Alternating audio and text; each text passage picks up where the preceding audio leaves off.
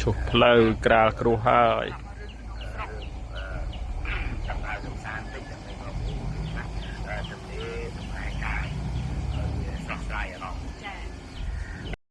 ស្ទូចលមកយកចាញ់ហើយចាក់បេតុងឡើងនឹងមួយទៀត